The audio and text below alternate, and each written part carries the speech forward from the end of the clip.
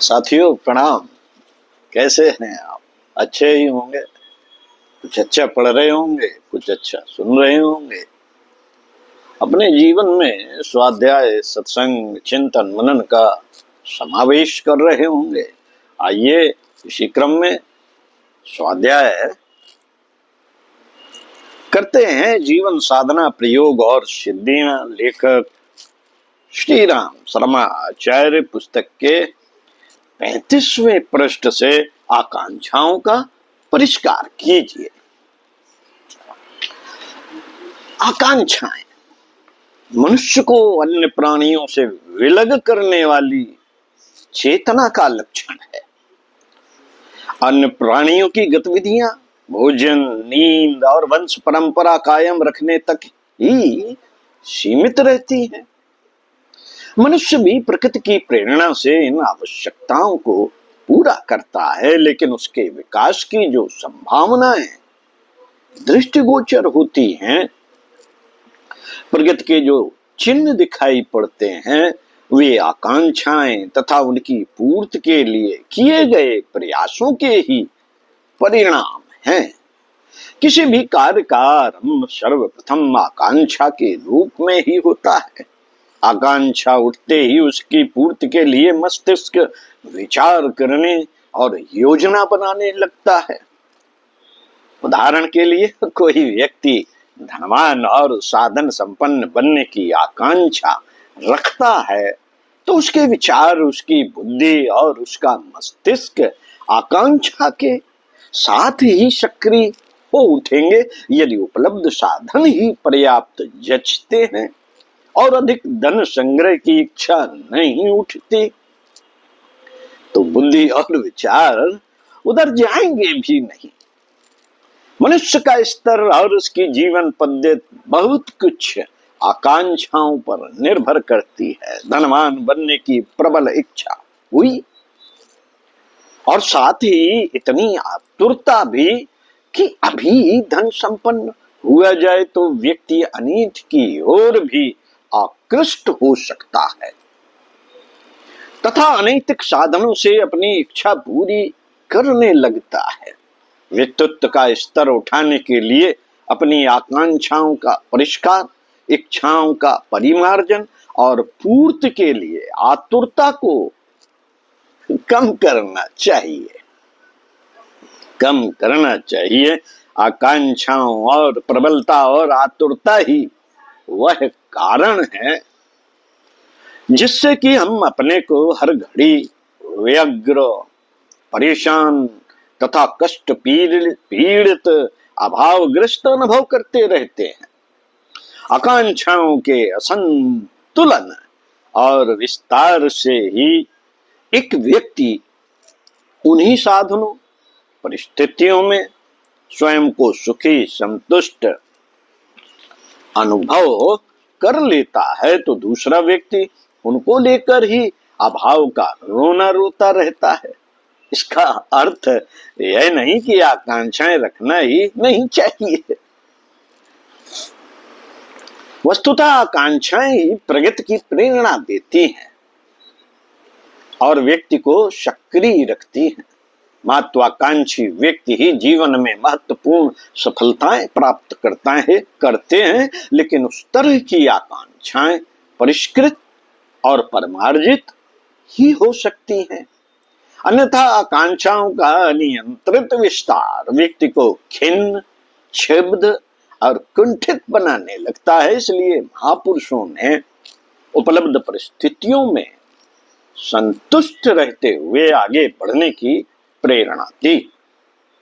संतोष का अर्थ यह नहीं होता कि जिस स्थिति में हैं उसी में रहने के लिए अपने को तैयार करें और प्रगति के प्रयास ही छोड़ दें, वरन संतोष का वास्तविक अर्थ वर्तमान परिस्थितियों का रोना न रोते हुए आगे बढ़ने के लिए प्रयत्न करना है।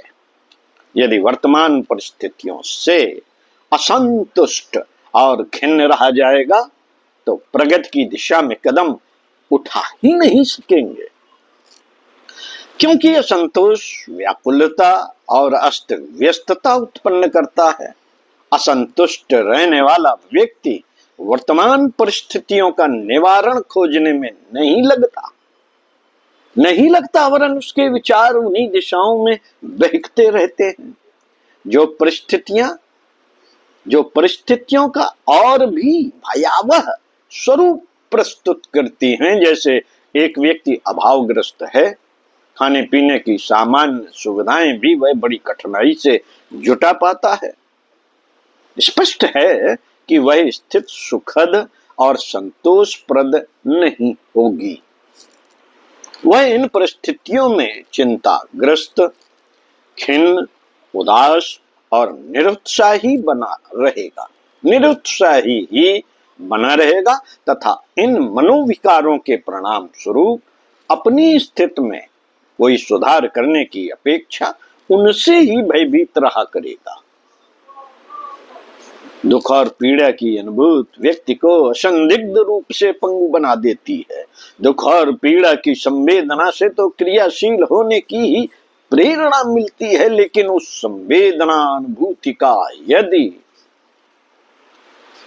निक्षेप पक्ष ही देखा जाता रहे, एकांगी रूप से असंतुष्ट ही रहा जाए, तो कुछ करने की सूझबूझ या प्रेरणा ही नहीं उठेगी।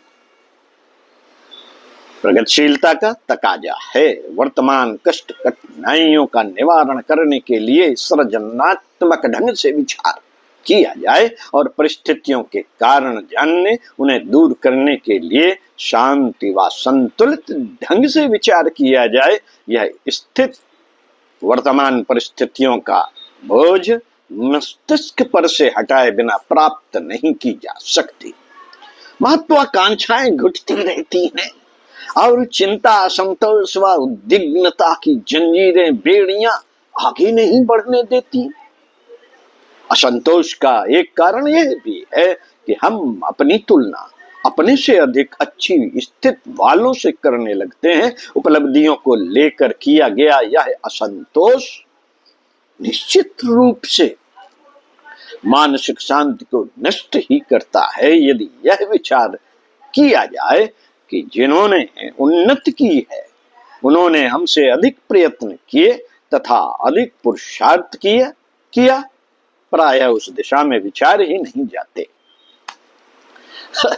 उस दिशा में विचार ही नहीं जाते। मन में कोई बात उठती भी है तो यह कि सामने वाला हमसे कितनी अच्छी स्थिति में है और हम अभागे, अभाव के मारे इसी दयनीय दशा में ही पड़े रहते हैं। इस तरह असंतोष व्यक्ति में ईर्ष्या, द्वेष की विकृतियों को भी बढ़ाता है और उसकी सुख शांति को नष्ट करता रहता है। इस आधार पर हर व्यक्ति अपने को दूसरों की तुलना में गिरा हुआ तथा अधिक दुर्दशाग्रस्त पाता है। आकांक्षा तो होती है कि हम अपने से अच्छी स्थिति वालों की तरह सुखी और समुन्नत बने, किंतु उस स्तर के प्रयास और पुरुषार्थ नहीं हो पाते।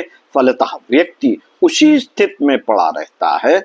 आकांक्षा का केंद्र उपलब्धियां नहीं, उस स्तर के प्रयास रहे तो आशातीत प्रगति की जा सकती है। इसी तत्व को भगवान श्री कृष्ण ने कर्मण्येवाधिकारस्ते के उपदेश द्वारा समझाया है।